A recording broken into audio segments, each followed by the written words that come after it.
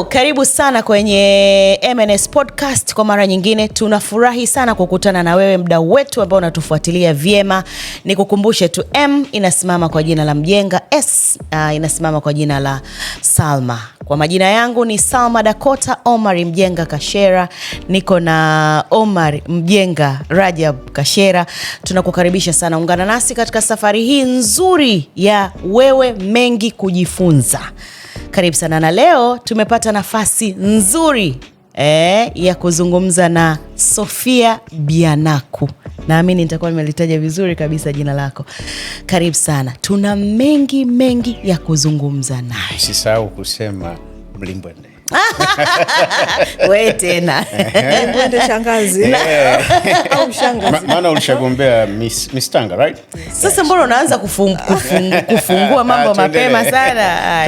Karibu sana Sophie. Asante sana Salma. Mimi nimekuwa nimekuona huko, watu wamekuwa wakikuona huko kwenye mitandao na maeneo kadha wa kadha. Pengine tukufahamu sasa, Sofia Bianaku ni nani? Kwanza niwapongeze kwa kazi nzuri sana ambayo mnaifanya. Asante. Najifunza sana kwako na pia Salma. Usiache kuendelea kutupa vile vibonzo. Vinatujenga sana. Kurudi kwenye swali lako, mimi ni Sofia Bianaku ambapo umeniintroduce. Lakini mimi ni mama, mimi ni mke, mimi ni mfanya biashara. Okay. Lakini pia ni rafiki, dada, shangazi na kadhalika. Okay. Tujue pia historia yako kidogo, ulikotoka, ulikosoma, ulikopita kazi na vitu kama hivyo. Okay, kwa ufupi mimi nimezaliwa Tanga, nimekulia Tanga. Lakini original mimi ni Muhaya. Okay. Na nimesoma degree yangu ya kwanza ya sociolojia. Okay. And then nikafanya masters ya health policy planning and management. Nimefanya kazi bank, Stanbic Bank kwa takribani miaka 5-4. Then nikaenda NMB and then ndo nikajikita kwenye biashara ya afya. Okay. Ndio, kwa ufupi. Okay. Sawa. Na vio uliopitia ni university zipi? Sociology umesoma wapi? Okay, nimesoma University of Dar es Salaam. Okay. Degree ya kwanza. Kumbe wewe ni product ya Mlimani kama mimi. Ndio, product ya Mlimani, proud one. Yes. And then nikafanya masters ya health policy planning and management ambayo ilikuwa ni sandwich. Partly ilikuwa ni Muhimbili na partly ni University of Health ya Bergen, Norway. Yes. Okay. Umesema kwamba wewe ni mama, ni mke. Kwa watu ambao pengine hawakufahamu, wewe ni mke wa nani na ni mama wa watoto wangapi? Mimi ni mama wa watoto 4. Okay. Na ni mke wa daktari. Au nataka nimtaje na jina pia? Lazima. Ni mke wa Profesa Janabi. Okay, hapo. Sasa tarudisha kipaza kwako. Sophie, wanawake wengi sana huwa wanapenda kutumia majina ya waume zao. Hata mimi hapa nimejitambulisha, mwisho kule nimepachika ya mume wangu. Lakini sijawahi kuona sehemu ambayo wanatumia majina ya mume, labda Sofia Janabi. Pengine kwa nini wewe utumie jina la mume? Nalitumia labda tu sio kwenye sehemu ambazo unaziona. Okay. Lakini kuna vitu vingi ambapo unakuwa addressed kama Sofia Janabi. Au Sofia Bianaku Janabi, ndio ya. Okay. Lakini tu labda kwenye mitandao yangu mingi ya kijamii, lakini labda hapa nilivyojiintroduce pia sijataja jina lake, lakini kwenye vitu vingi ambavyo natambulika kama Sofia Janabi. Okay, watoto wangapi? 4 waniambie. Ndio. Hongera. Asante. Mimi nataka nimuulize Sofia. Nimeona una post vitu vingi sana kwenye social media platform yako. Na ni messages nzuri tu. Zingine ni za kujaribu kuwafundisha vijana, akina mama. Kuna tabia ya akina mama hasa ya kutaka kujionyesha maisha yangu ni haya. Yani fake life. Nakumbuka kuna video moja niliona ilitangazwa kazi. Katika kuapply, dada mmoja aka-apply, wakaenda kwenye social media ya yule dada, wakakuta ni mtu ambaye wanatafuta mtu kama huyu kwa jinsi alivyokuwa anajionyesha kwenye mitandao ya kijamii. Lakini baadaye wakagundua kwamba sivyo, ni fake life. Una ujumbe gani kwa kina dada hasa wanaoonyesha maisha yao ni ya level fulani, lakini ukija kuangalia si kweli? Unajua, mimi kwanza nawaambiaga watoto wa kike sasa hivi ambao wanachipukia kwenye hii karne ni watu wenye bahati sana. ukilinganisha na sisi ambao tumekuwa kwenye kizazi ambacho hakuna mitandao. Kwa hiyo kama ukiweza kuitumia mitandao vizuri, una uwezo wa kujikwamua kiuchumi. Kwa hiyo ninachotaka kusema ni kwamba kwenye swali lako kwamba unajua uongo una mwisho wake. Yes. Kabisa. Kwa hiyo unaweza ukajidanganyia au ukadanganya umma kwamba wewe ni wa hivi. Lakini wakiamua kudig deep watajifahamu. Kwa hiyo wito wangu kwao ni kwamba tuache hivyo vitu. Tutumie mitandao kwa faida yetu. Kwa sababu ukidanganya utakuja kujulikana tu. Si hapo mtu umejitangaza wewe ni A. Lakini wakija kukufuatilia kumbe wewe ni Z. Tofauti. Yeah. Kwa hiyo sidhani kama kuna umuhimu wa kufanya hivyo. Vizuri ni utumie mitandao kwa sababu wanasema unajua sasa hivi visibility is a new currency. Yes. Yeah, kwa nini usitumie ukweli ili uonekane kweli ukitafutwa uko vile. Uko vile. Yeah. Sawa. Tarehe 8 March ni siku ya wanawake duniani. Na theme ya mwaka huu ni give to gain. Toa upate zaidi. Wamarekani wanasema ni giving back. Sasa nikuulize, hii siku ya wanawake duniani, wewe kama mwanamke, ni nini kinakujia katika mawazo yako hasa kumlenga mwanamke ambaye hana uwezo? Kwanza mimi nimependa sana hii theme ya mwaka huu, give to gain. Na kwangu mimi ambavyo na itafsiri, give to gain sio kugive fedha tu. Lakini mimi naamini kwenye kufungua milango ya wanawake, kuwapa wanawake maarifa, kuwashika mkono wanawake ambao wanawake na vijana wasichana wadogo ambao bado wanajitafuta, kuwashika mkono ili kuvusha kwenye point A kwenda point B. Kwa hiyo ninachoweza kusema kwamba sio kwa wanawake tu, lakini hata nyinyi wanaume mtusaidie kwenye hilo, kwamba yani msitupe tu labda fedha, au hii kauli mbiu isiwe tu ya kufikiria kwamba tunatakiwa kupewa fedha. Tunatakiwa tupewe mikakati, inabidi tufunguliwe milango, tupewe maarifa ili tuwe bora. Kwa sababu mimi naamini mwanamke akiwa bora, akiweza kujikwamua kiuchumi, hajikwamui yeye peke yake. Kwanza atakusaidia wewe kama mwanaume, siku ukikwama. Yes. Atasaidia familia, lakini jamii yake inayomzunguka ataisaidia. Lakini pia serikali itakuwa na watu wengi bora zaidi ambao wanaweza kujikwamua. Kwa ina maana uchumi wa Tanzania pia utakuwa. Sasa kwenye hilo umegusia jambo ambalo nilitaka nikuulize. Kuna ile kauli ya kusema fedha ya mwanaume ni ya yetu sisi wote. Fedha ya mwanamke ni ya mwanamke peke yake. Je, mume wako ni ATM? Kwako?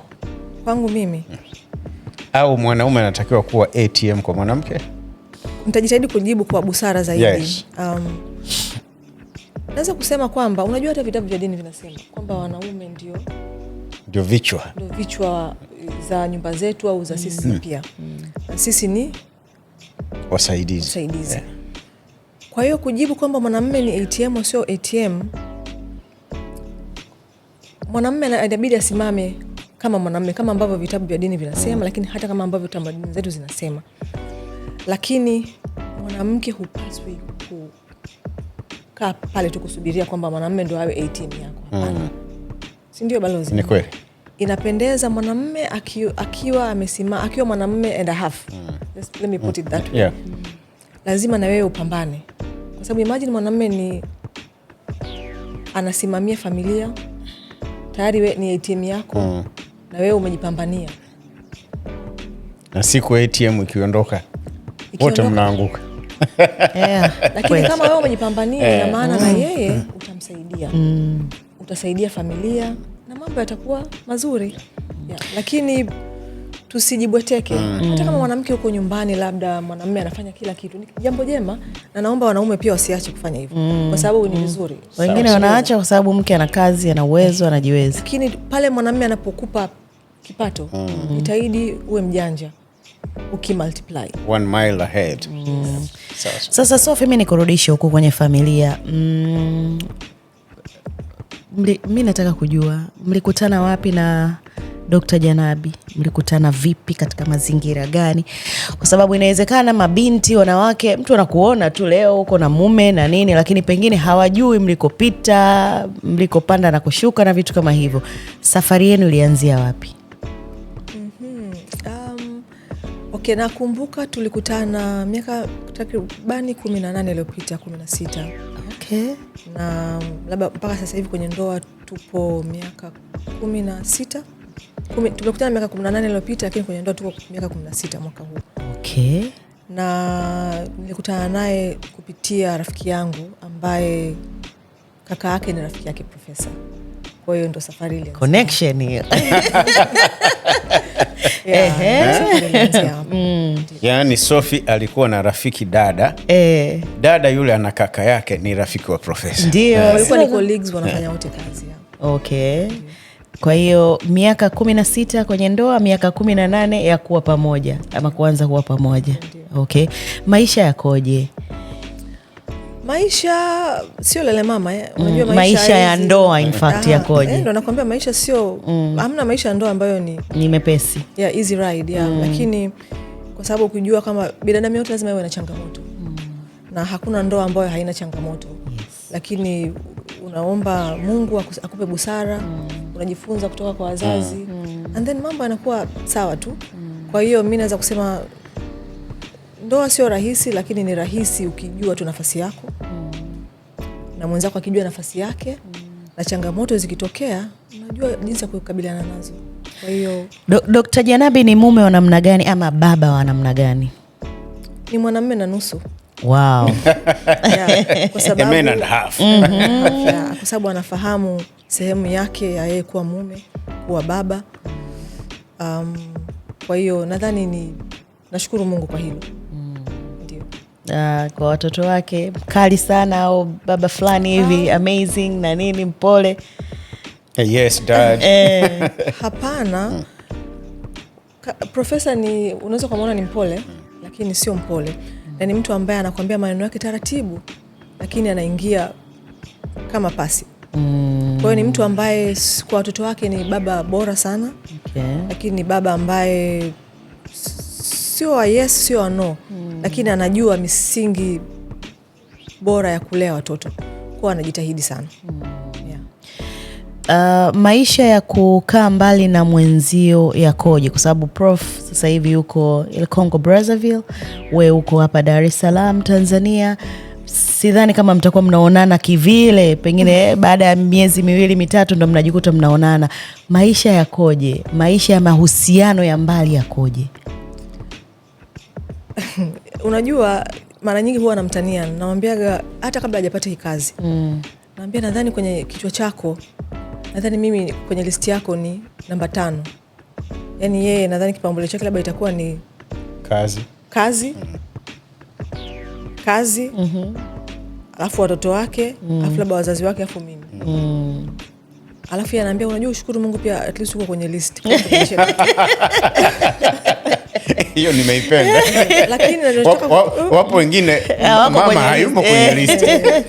Lakini nimetoa mfano kwa utani, lakini ni hamna kitu kimebadilika. Kwa sababu mimi nimekutana na Prof tayari ni daktari. Ni daktari bingwa kabisa. Okay. Na immediately akaanza kufanya kazi na Jakaya. Mheshimiwa Rais mstaafu ya Jakaya Kikwete.